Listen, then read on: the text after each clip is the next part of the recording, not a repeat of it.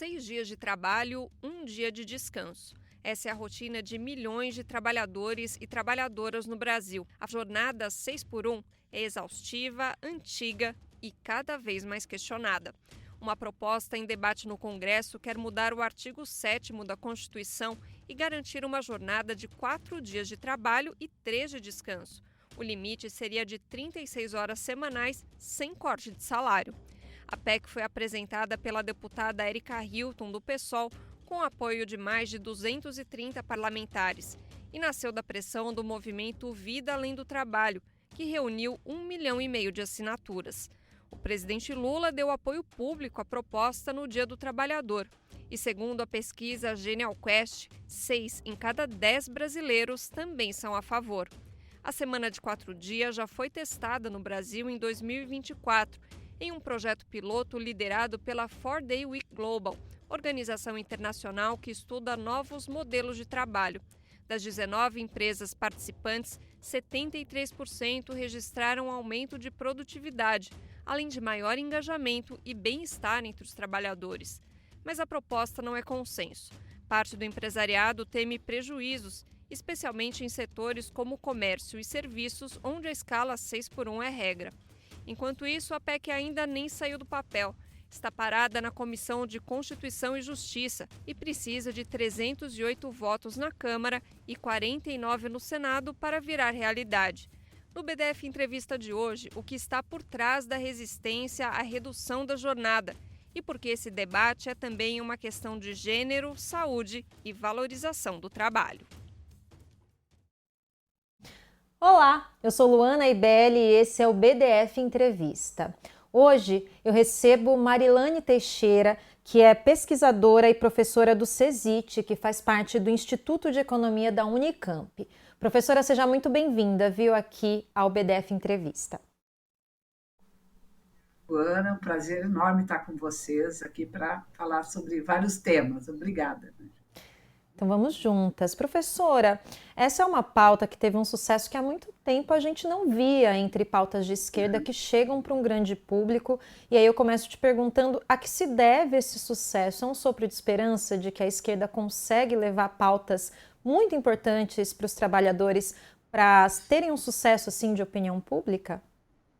Bom, eu acho que para começar, Luana, esse tema, sem dúvida nenhuma, se transformou na principal agenda do trabalho dos últimos anos. Se a gente olhar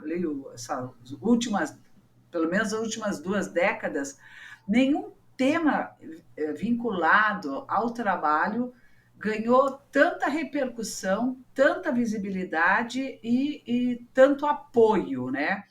E eu acho que é uma confluência de fatores. Eu assinalaria primeiro que há um descontentamento, um incômodo com essa jornada excessiva, exaustiva, que está presente na realidade da maioria absoluta das pessoas que trabalham no Brasil. Então, hoje nós temos mais ou menos em torno de 103, 104 milhões de pessoas ocupadas e em torno de 75% trabalham com jornadas até 44 horas. E uma jornada muito sobrecarregada, porque só discutir a redução da jornada parece que não é suficiente, as pessoas querem também ter mais dias livres. Eu acho que é um apelo da sociedade, eu acho que principalmente pelos jovens, porque exatamente é a juventude que está inserida nesses trabalhos mais precários, com jornadas longas, como comércio, serviço, telemarketing, que lidera, né, que está à frente desse movimento. Acho que é uma juventude, uma parcela da sociedade, uma juventude trabalhadora, que está inconformada com a ideia de não ter tempo livre. As pessoas querem ter tempo livre para poder se dedicar às outras dimensões da vida. Eu acho que isso está por detrás da grande adesão da sociedade, especialmente dos jovens, em relação ao tema do fim da escala 6 por 1 e a redução da jornada de trabalho. Professora, olha só, desde a Constituição de 88, a jornada de trabalho no Brasil é de 44 horas semanais, o que é bastante.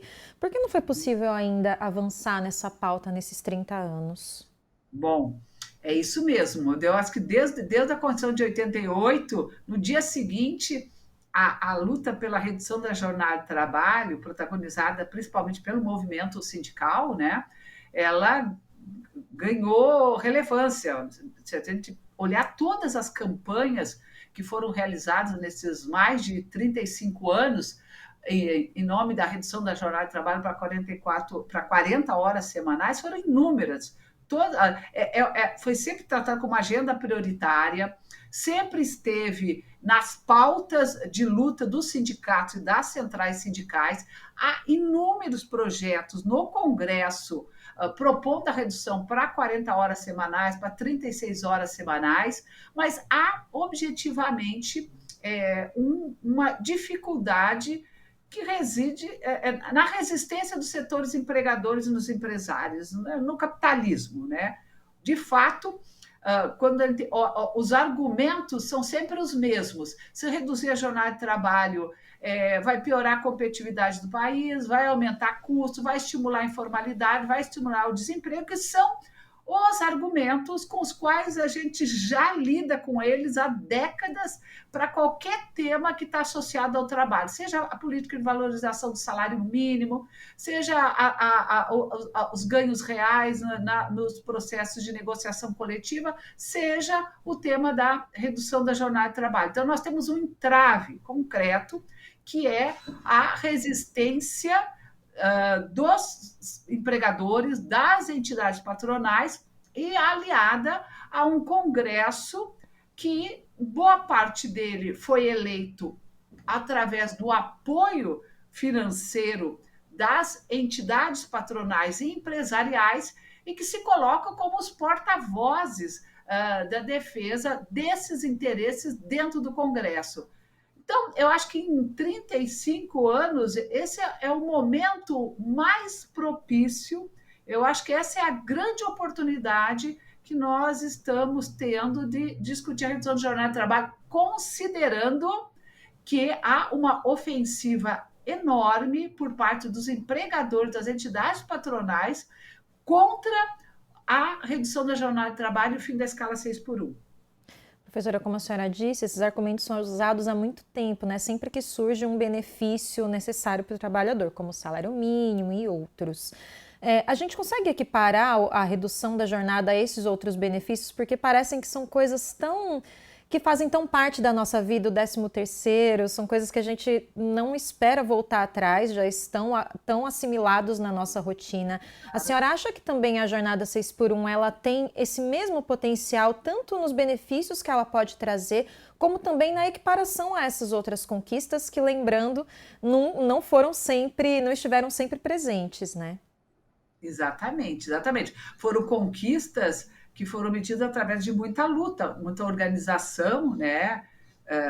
Muita mobilização da sociedade, especialmente do movimento sindical. Se a gente lembrar bem o contextos em que isso aconteceu, a questão do próprio, não só do salário mínimo, mas as políticas de valorização do salário mínimo, elas sempre envolveram o movimento da sociedade, um movimento organizado, então, protagonizado pelo movimento sindical. E, sem dúvida nenhuma, o debate em torno da redução da jornada de trabalho, eu acho que ele se inscreve nesse conjunto, né, de direitos e de avanços que precisam ser viabilizados, né, a favor da classe trabalhadora.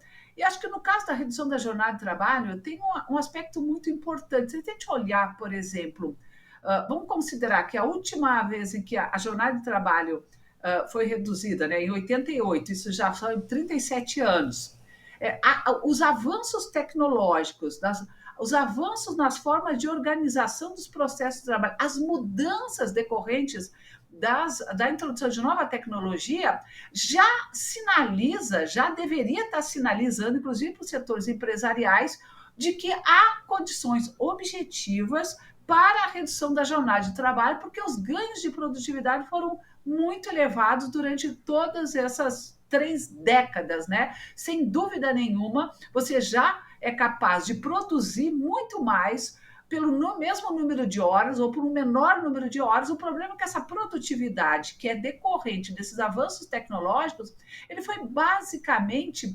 incorporado pelos empregadores, né, pelo capital. Então, para aumentar, inclusive, as suas margens de lucro. Ele não foi compartilhado com os trabalhadores, reduzindo jornada ou melhorando a questão salarial, não foi compartilhado com a sociedade, reduzindo os custos, inclusive, dos bens, mercadorias e serviços. Então, esse é o momento para colocar esse tema em discussão. Eu acho que a gente pode falar, assim, com muita segurança, que a discussão da redução da jornada de trabalho ela implica numa disputa entre capital e trabalho sobre a apropriação dos ganhos de produtividade decorrentes do trabalho, né? É o que o Marx chamava de mais-valia. Então, nós estamos vivendo isso, num momento de luta de classe, né? E os setores empregadores, obviamente, sempre querem acumular mais e os trabalhadores querem ter direito a uma parte desses ganhos, dessa repartição. Então, redução da jornada de trabalho é, sim, uma luta de classe. Tem um argumento que sempre surge também, que é em relação aos pequenos negócios, que seriam os mais prejudicados em tudo isso. Esse argumento faz sentido? Olha, esse argumento, ele pode sim fazer algum sentido na medida em que você tenha esses pequenos negócios, eles vão ter mais dificuldade no primeiro momento de incorporar, porque pode produzir uma elevação de custos, porque algumas dessas empresas vão precisar, por exemplo, o comércio, né? Se nós considerarmos que no limite, né, a jornada aprovada no Congresso implique numa redução de jornada para 36 horas semanais e 4x3. Significa que boa parte do comércio de serviço eles vão continuar operando 7 dias da semana, só que vão precisar contratar novas pessoas para complementar esse período de folga, né, dos demais trabalhadores. Então, isso pode implicar num aumento de custo no primeiro momento, mas não estamos falando de setores que são competitivos do ponto de vista de perda de competitividade, porque não são setores que estão sujeitos à pressão externa, por exemplo, a importados. Então, são setores que vão ter que incorporar, absorver esse aumento de custos. E, olha, historicamente, isso sempre aconteceu. Quando a gente olha, por exemplo, para os anos 80, quando a jornada reduziu de 48 para 44, me apresentem, né, um estudo consistente que tenha indicado que houve uma falência generalizada dos setores econômicos, que houve demissão, que aumentou a informalidade. Não há nenhum estudo que indique isso. Por quê? Porque a atividade econômica, os setores econômicos, eles são muito criativos. Eles conseguem se reorganizar de maneira que uma elevação de custos num primeiro momento, ela é rapidamente absorvida por setores, pelas dinâmicas mesmo de reorganização do processo produtivo. Então, quanto a isso, Luana, eu não teria nenhum problema, mas é claro que a pressão patronal reside justamente nesse aspecto. E aí eu queria só adiantar um aspecto em relação a isso. Nós estamos falando de um processo que ainda vai, vamos dizer, ter um caminho longo a ser trilhado dentro do Congresso, né? O projeto ainda está na CCJ. Então, ele vai passar por comissões de trabalho. Então, nada impede que o resultado final desse processo todo possa indicar, possa sugerir que a redução da jornada de trabalho possa ser feita de forma progressiva, pode ser feita de forma diferenciada, olhando setores econômicos, atividades econômicas. Nada disso está descartado, mas isso faz parte do quê? Do processo de construção da estratégia política que vai ser desenhada no momento em que esse projeto, de fato, começou a tramitar no Congresso Nacional, e aí a sociedade organizada, os trabalhadores, o movimento sindical vai ter um papel fundamental e decisivo no sentido de incidir nesses resultados, né? Professora, no começo da nossa conversa, a senhora estava falando sobre como os jovens estão à frente dessa demanda. E tem um outro grupo também que é muito impactado pela jornada 6x1, que são as mulheres. Eu queria que a senhora falasse um pouco como que essa jornada justamente impacta esses setores mais vulneráveis da nossa sociedade. Sim. Eu me lembro que mais ou menos há uns 15 anos atrás, a Central Única dos Trabalhadores, a CUT, a CUT sempre protagonizou muito campanhas pela redução da jornada de trabalho, né? Durante as 3 últimas décadas. A CUT e as outras centrais sindicais também.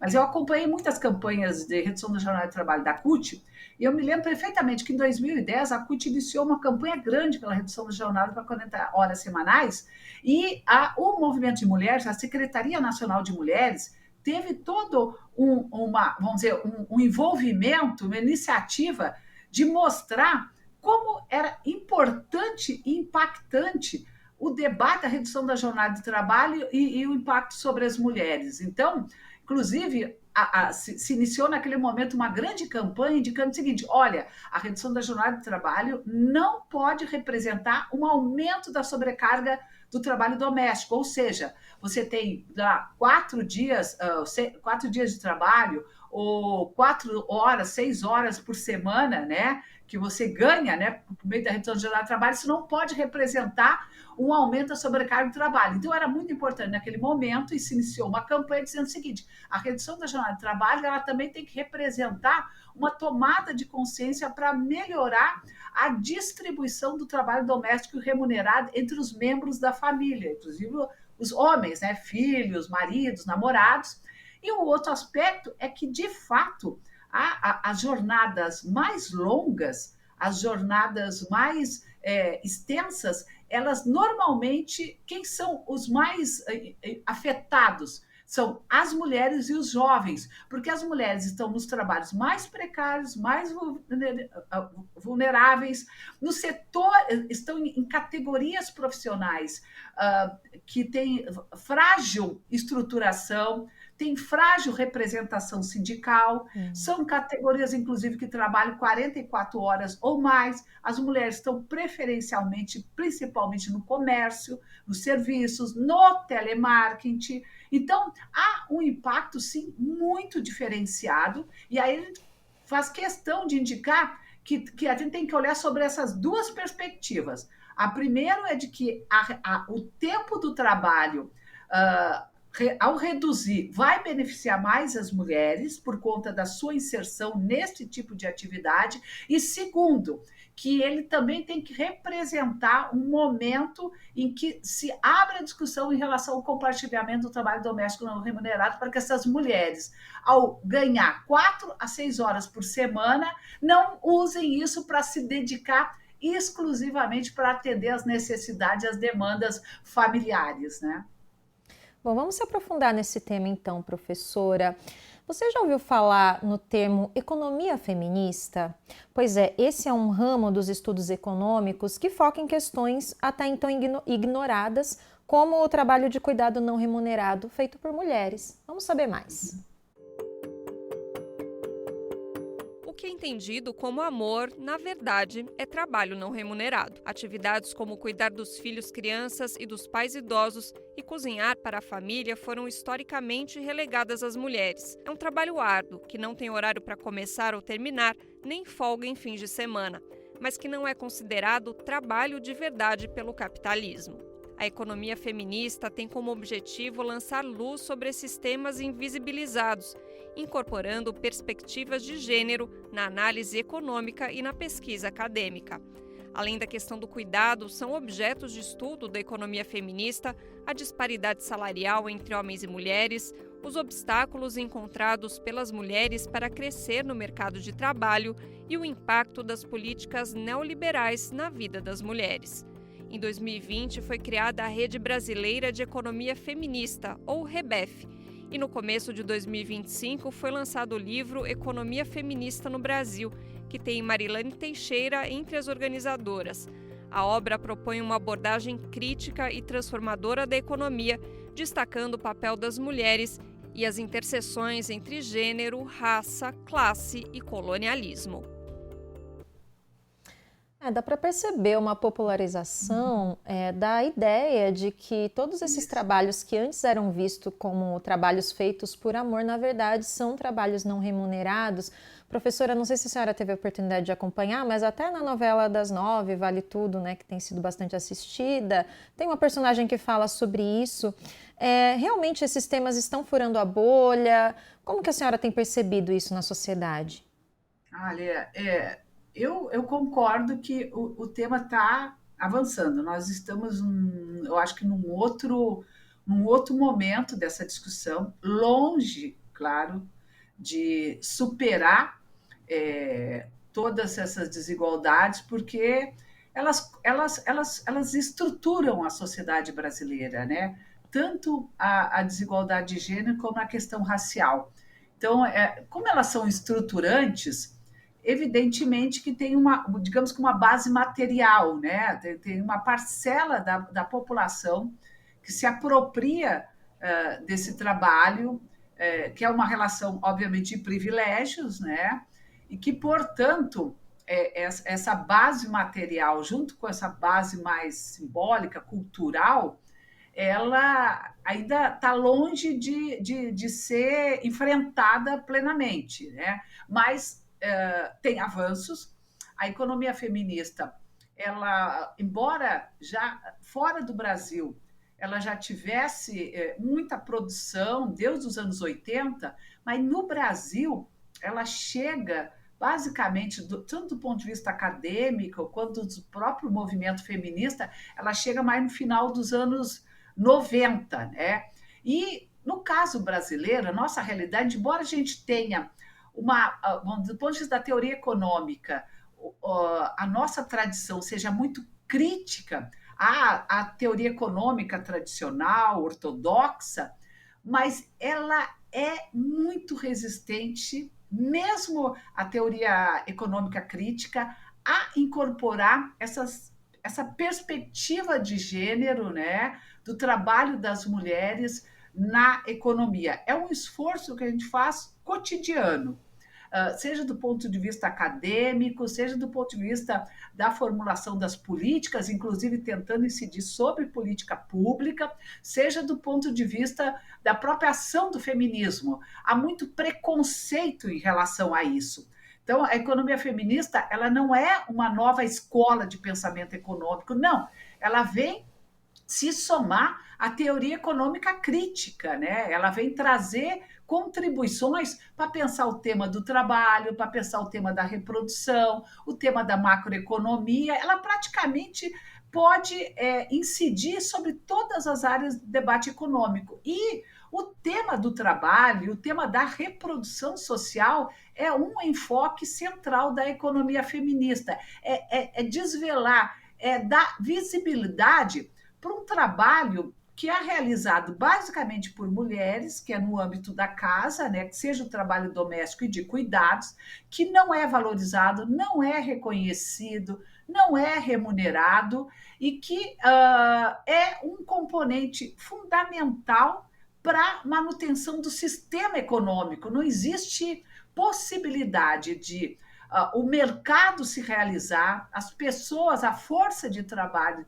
se dirigir para o mercado para poder produzir bens e serviços sem o suporte do trabalho da reprodução social. Esse é um dos aspectos que a economia feminista trata, né? É de mostrar que há uma associação, que há uma imbricação entre a produção econômica, o mercado e a reprodução social. E a gente vai, inclusive, mais adiante nisso quando coloca que a reprodução social, a vida, não pode estar subordinada à lógica do mercado, mas pelo contrário, ao contrário, é a lógica do mercado que tem que estar, digamos que subordinada à reprodução da vida, à sustentação da vida, à centralidade da vida que deve estar no centro, né? Então, isso é uma das principais contribuições da economia feminista. A gente percebe que o tema começa a ganhar mais presença. Exatamente, você falou, ó, tem uma telenovela que trata disso, isso é positivo, porque isso também chega numa parcela da sociedade, Luana, que muitas vezes nós, por meio do trabalho acadêmico, mesmo por meio do movimento feminista, do movimento social, não atingimos. Então, isso vai causando impacto, né? Isso vai ajudando a mudar a cultura e vai nos ajudando a mexer nessa base material que sustenta esse sistema. Tem muito caminho a ser feito. Tem uma trajetória longa ainda, porque ainda convivemos, por exemplo, as mulheres dedicam o dobro do tempo que os homens no trabalho doméstico não remunerado. E quando você olha as estatísticas dos últimos 20 anos, é impressionante, isso não se altera. Tem poucas mudanças, ou seja, essa coisa de que o trabalho doméstico de cuidado é responsabilidade exclusivamente das mulheres está muito enraizado na nossa sociedade e a gente ainda tem muito para fazer para conseguir alterar essa realidade, né? É uma realidade que já é amplamente reconhecida, professora, e aí eu te pergunto sobre as soluções. Existem exemplos positivos como no Uruguai, né? Por exemplo, eu gostaria de ouvi-la um pouco sobre isso. Isso. Tem muitas experiências importantes acontecendo na América Latina, né? Uruguai em relação à política de cuidados, a própria Colômbia tem sido pioneira na construção de uma política nacional de cuidados, o México, porque nós estamos falando também de governos que são governos muito comprometidos com uma pauta de gênero, com uma pauta que coloca esse tema, que reconhece a centralidade desse tema, né? Então, no Brasil, em breve, o governo Lula vai lançar o Plano Nacional de Cuidados, né? A Política Nacional de Cuidados. Ela tem vários eixos, né, que estruturam essa política. Então, a questão do atendimento às crianças, né, que é a oferta de creches, que no Brasil ainda, por incrível que pareça, é muito deficitária, e o acesso à creche é fundamental para assegurar autonomia econômica para as mulheres. Nós temos dados que mostram, que revelam que 30% de mulheres que gostariam de estar trabalhando estão fora da força de trabalho e não o fazem justamente porque não tem com quem dividir tarefas de cuidados e trabalho doméstico, né? Com idosos, porque nós estamos mudando, né, do ponto de vista demográfico, pelo menos os próximos 25 anos, você já vai ter uma inversão, você vai ter muito mais pessoas idosas do que crianças, e isso exige políticas consistentes, políticas públicas, né? O próprio reconhecimento do trabalho doméstico, as trabalhadoras domésticas que trabalham de forma remunerada seguem na luta pelo reconhecimento dos vínculos e com os direitos, independentemente do número de horas e de dias trabalhados no mesmo domicílio, a questão das cuidadoras, das pessoas com deficiência. Então, no geral, esses temas todos, eles eram tratados como coisas do âmbito privado. Portanto, é assunto da casa, da família, e quem é que ficava responsável? As mulheres. O que a gente está fazendo? A gente está trazendo isso para uma responsabilidade do conjunto da sociedade, da política pública, né? Essa é a grande mudança, é isso que nós estamos fazendo aqui, o que o Uruguai está fazendo, o que a Colômbia está fazendo, o que o México está fazendo e que o próprio Chile está fazendo. Agora você precisa de governos comprometidos com essa agenda, governos impactados com essas mudanças e que sabem que se você promover política pública de cuidados, as principais favorecidas por isso serão necessariamente as mulheres, né? E não só as mulheres, mas como toda a sociedade, né, professora? Como essas políticas podem nos impactar de forma positiva mesmo no dia a dia? De várias maneiras, Luana. Então, assim, por exemplo, se você amplia o acesso à creche, você libera uma parcela das mulheres para ingressar no mercado de trabalho. Essas mulheres no mercado de trabalho, elas vão ter acesso a uma renda, elas vão ter acesso a consumo, elas vão ajudar a elevar o produto nacional, né, o PIB.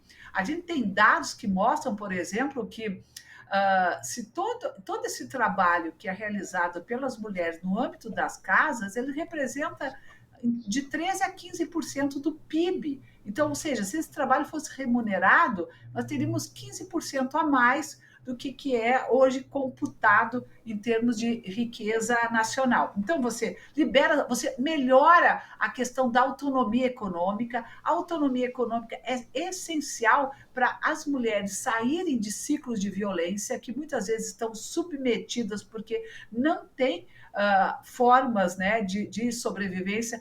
Bom, com relação aos cuidados de idosos, poder ter política pública, centro-dias, espaços de longa permanência, melhora, inclusive, a sociabilidade das pessoas que passam a se relacionar com a comunidade de uma forma geral, melhora o bem-estar da sociedade de uma maneira geral. Então, todo mundo ganha quando você tem políticas públicas inclusivas para uma parcela da sociedade. Vamos se aprofundar num outro tema que a gente já passou por aqui, professora, que é a questão do salário mínimo, que é fundamental para garantir melhores condições de vida para trabalhadores e trabalhadoras. Mas você sabia que até os anos 40 a gente não tinha um salário mínimo? Vamos saber mais dessa história. O salário mínimo foi instituído por Getúlio Vargas no dia 1º de maio de 1940. Mas esse primeiro salário mínimo não era o mesmo para todo o Brasil. Havia 14 valores diferentes de acordo com a região. O primeiro reajuste foi em 1943. Em seguida, ele foi congelado durante 8 anos. O Brasil só passou a ter uma política permanente de valorização do salário mínimo em 2007, durante o segundo governo Lula. Além do reajuste pela inflação, a política inclui o aumento real. Nos governos Temer e Bolsonaro, o país abandonou a política de valorização real do mínimo, mantendo só o reajuste pela inflação.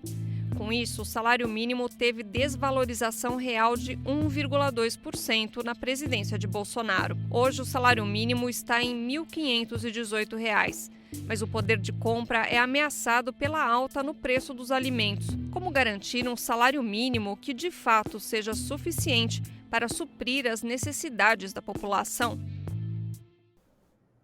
Segundo o Diese, hoje o salário mínimo deveria estar em mais de R$ 7.500, o que dá cerca de 5 vezes o valor atual mínimo que a gente tem disponível. Professora, uma diferença enorme. E aí eu te pergunto, qual o impacto dessa disparidade entre o salário ideal e o salário real? Bom, ele é enorme, né? Então, é isso, a gente tem uma sociedade. Eu acho que tem um aspecto, Luana, que eu gostaria de trazer aqui para a nossa conversa, que é o quanto está difícil assim, para a população, de uma forma geral, conseguir sobreviver frente ao, claro, um elevado custo de vida e a também, cada vez mais, você tem que incluir novos gastos, né, no teu orçamento, considerando que um salário de R$ 1.518, 5 vezes, então, menos do que o que deveria ser o salário mínimo ideal calculado pelo Diese. Então, vamos dizer, é muito difícil sobreviver. As pessoas têm que fazer malabarismos para poder garantir que dentro desse orçamento, né, de 1.518 caiba aluguel, transporte, saúde, educação, alimentação, bom, e além dessas despesas, esses gastos que foram sendo incorporados como parte, né, do nosso orçamento, que não existia antes. É com celular, é com acesso ao Wi-Fi, enfim, né? Se a gente olhar, por exemplo, o que era 30, 40 anos atrás, a composição dos gastos e olhar hoje, ela mudou substantivamente. Então, nós temos um problema real, que é um problema de garantir a sustentação e a reprodução da própria vida, da reprodução da força de trabalho, né? Alguns podem dizer, não, mas o salário mínimo ele é uma referência, as pessoas não ganham salário mínimo. Não é verdade, gente. 75% das pessoas no trabalho que ingressaram no mercado de trabalho ano passado formal era entre 1 e 1,5 salários mínimos. Isso, inclusive, nos ajuda a compreender aquele primeiro ponto com que nós começamos a nossa conversa aqui, que foi as manifestações favoráveis à discussão da redução da jornada de trabalho, o fim da escala 6x1. Ou seja, nós temos uma insatisfação real de parcela dos jovens, da juventude, mulheres, etc., que entram no mercado de trabalho para ganhar R$ 1.518, que trabalham 6 dias da semana, jornadas exaustivas, a maior parte delas tem que se deslocar, às vezes gastam 4 horas por dia para o deslocamento entre casa e trabalho. Então, ou seja, você tem uma insatisfação decorrente das condições de trabalho e dos salários, ou seja, e 1.518 garante o quê, né?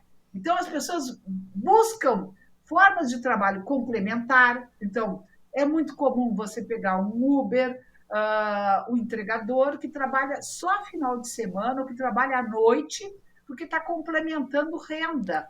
Eu mesmo já tive a oportunidade de encontrar engenheiro, contratar pessoas que trabalham como servidor público na área da saúde. Bom, e recentemente, metalúrgicos que trabalham durante o dia e à noite, final de semana, trabalham como Uber ou como entregador. E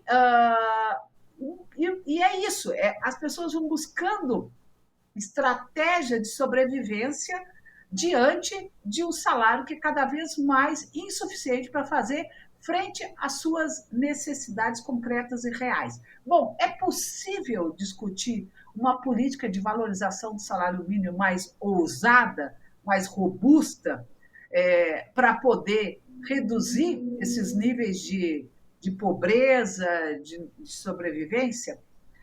É possível, mas tem que ser feito de forma gradativa. A política de valorização do salário mínimo do governo Lula, no primeiro e segundo mandato, ela foi fundamental. Ela foi fundamental porque até então você não tinha uma política de valorização do salário mínimo, ela foi interrompida nesse período do golpe, e seguiu, né, no governo Bolsonaro, e foi retomada agora. A gente tinha uma expectativa, inclusive, de que ela pudesse ser retomada com sendo mais ousada, né, para que a gente pudesse pensar um processo de recomposição do salário mínimo mais a médio prazo. Mas não foi possível, porque nós temos barreiras concretas, né? Você tem, por um lado, as pressões que vêm da sociedade, as pressões que são as mesmas que vêm pela redução da jornada de trabalho. Se eu tiver que pagar mais do que 1.518, meu negócio vai fechar, eu vou demitir, eu vou formalizar, eu vou tirar, eu não vou registrar mais como carteira de trabalho, eu não vou pagar direitos. E, por outro lado, tem o Estado, né? Tem a questão de que todos os benefícios previdenciários e as políticas assistenciais estão vinculadas ao salário mínimo. E isso também pressiona as contas públicas. Nós estamos falando de um contexto em que foi tomado medidas já em 2023 para, ao mesmo tempo, romper com aquela emenda constitucional do teto dos gastos, mas se substituiu por uma outra restrição, embora mais tênue do que o congelamento dos gastos por 20 anos, mas também estabelece um limite de gastos anuais que não pode ultrapassar um determinado percentual. E a gente sabe muito bem que, do ponto de vista das contas públicas, o que mais pressiona são justamente os gastos, obviamente, sociais, seja com a Previdência, seja com pensão, seja com as políticas, os programas de transferência de renda, que estão todos eles indexados, né, à valorização do salário mínimo. Então, não é um debate fácil, mas nós temos que enfrentá-lo em algum momento. E enfrentar ele em algum momento significa que nós precisamos ampliar a nossa receita. Nós não podemos nos conformar com a ideia de que nós temos uma receita congelada e que, portanto, que nós temos que mexer no gasto. Não. Nós temos é que ampliar a receita. E isso implica em discutir tributação. Isso significa tributar os ricos, super ricos, que volto a dizer, luta de classe. É interesses. A gente sabe perfeitamente que o Estado, como já dizia o Polanyi, o Estado é uma condensação material de forças. São as forças da sociedade que impulsionam e que empurram, né, definem quais são as políticas e quais são as opções que o Estado vai fazer.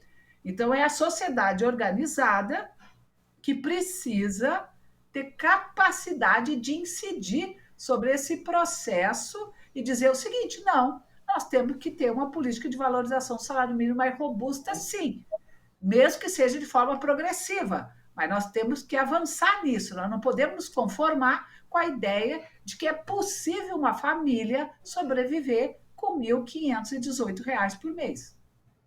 Agora, professora, todos esses debates, tanto da escala 6x1 quanto da valorização do salário mínimo, eles acabam deixando de fora os trabalhadores informais brasileiros, que são muitos, né? Quase 40% dos trabalhadores no Brasil estão na informalidade, segundo o IBGE.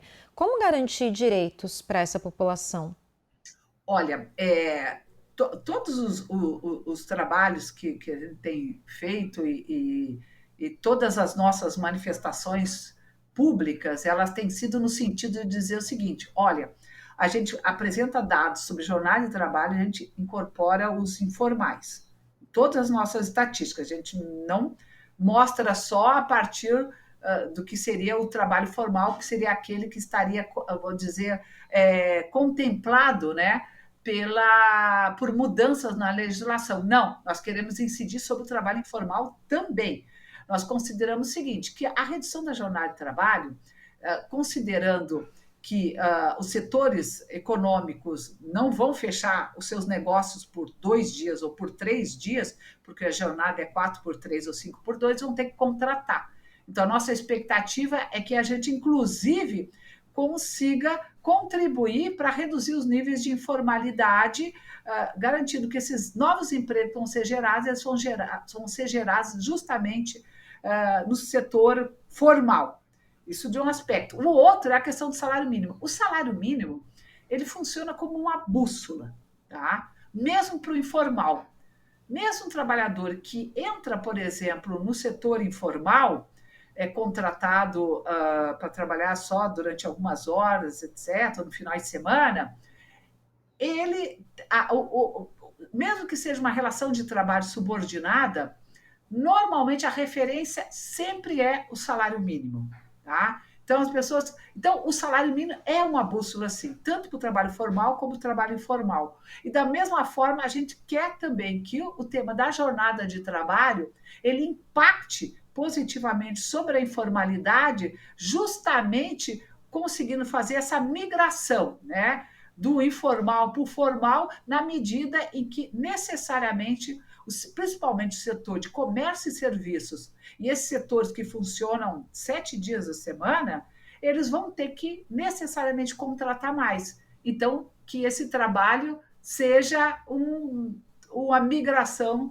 da informalidade para a formalidade, né? Então, essa é a nossa expectativa. Então, isso sim, a gente acha que isso vai incidir e vamos continuar insistindo com isso e apresentando os dados, a incidência, tanto da redução da jornada de trabalho, como a incidência da política de valorização do salário mínimo sobre todas as pessoas ocupadas, independentemente da posição na ocupação. Professora, a gente já está encerrando, mas antes eu queria aproveitar para fazer uma última pergunta. Essa ideologia do empreendedorismo tem levado muitos trabalhadores, especialmente os jovens, a desprezarem a CLT. A gente já falou aqui em outro programa sobre isso e eu queria ouvi-la. Esse é um terreno de disputa importante para a esquerda? É um terreno de disputa muito importante. E eu não, de forma alguma, eu me coloco entre aquelas pessoas que acham que a CLT está superada. Eu e toda a equipe do CESIT, os pesquisadores, professores, a gente tem se debruçado muito sobre esse tema. E a minha tese, né, é a de que o que tem é uma insatisfação em relação às condições de trabalho, Luana. Quando você olha o mundo do trabalho, as relações de trabalho, o ambiente de trabalho, ele sempre foi um ambiente de trabalho muito perverso, né? Condições de trabalho muito precárias, hierarquias muito rígidas, mas as condições de trabalho, o ambiente de trabalho pioraram muito nas últimas décadas. E a gente tem estudado pouco sobre isso. Por quê? Porque você tem novos aspectos em relação ao ambiente de trabalho, às condições de trabalho, que estão sendo pouco estudadas, estão pouco investigadas. Por exemplo, o processo de adoecimento mental é uma coisa impressionante. Só ano passado foram 500 mil afastamentos motivados por doenças mentais, decorrentes do ambiente de trabalho. Você cresce exponencialmente as denúncias envolvendo assédio moral e assédio sexual. Aumento de metas abusivas, desrespeito, relações de hierarquia muito rigorosas. Então, as condições de trabalho, o ambiente de trabalho pioraram muito. Então, assim, a minha leitura é de que não é uma negação aos direitos que vêm com a CLT. Na verdade, é uma reação a condições de trabalho, a um ambiente de trabalho que se deteriorou muito nessas últimas décadas e que, infelizmente, o movimento sindical não está conseguindo atuar incisivamente sobre esses aspectos. Porque o movimento sindical, um dos papéis mais importantes do movimento sindical é justamente atuar no sentido de melhorar as condições de trabalho. Eu vejo pouco avanço, pouco progresso nas negociações, nos acordos coletivos, de temas que tratam exclusivamente das condições de trabalho. Os sindicatos negociam aumento salarial, os sindicatos negociam a reposição da inflação, mas o tema do ambiente de trabalho, metas abusivas, denúncias envolvendo assédio, perseguição, isso tem sido pouco tratado. Então, eu diria o seguinte, que os problemas estão muito mais associados às condições de trabalho, que se deterioraram muito o ambiente de trabalho, do que propriamente a negação de direitos, né? Mas isso são coisas que a gente precisa estudar mais, a gente precisa se aprofundar mais, a gente precisa poder reunir mais evidências, né? Para poder ter mais força para fazer essa disputa com o neoliberalismo, porque para o neoliberalismo é muito fácil, né, remeter essa discussão para o indivíduo. Não, essas condições de trabalho estão superadas, agora cada um cuida do seu próprio trabalho, do seu indivíduo, e nos anos 90, Luana, lá no auge do governo Fernando Henrique Cardoso, o discurso era o seguinte: o desemprego era alto porque as pessoas não tinham empregabilidade, porque as pessoas não tinham qualificação profissional suficiente. Então, aumentou enormemente a oferta de curso, de qualificação, de capacitação, para poder atender às demandas que existiam. Então, em cada momento histórico, você usa de uma retórica, de um discurso, para justificar questões que estão associadas às contradições do próprio capitalismo, né? E é o processo de acumulação com o qual a gente está vivendo hoje, né? Professora, muito obrigada por essa conversa. Fica essa reflexão, então, para a gente, para as próximas gerações que ainda tem muito a lutar nesse sentido. Obrigada e até uma próxima. Obrigada, Luana, pelo convite e foi um prazer estar aqui com vocês. É isso aí. Bom, e assim eu me despeço de você agradecendo a sua audiência e até uma próxima. Tchau!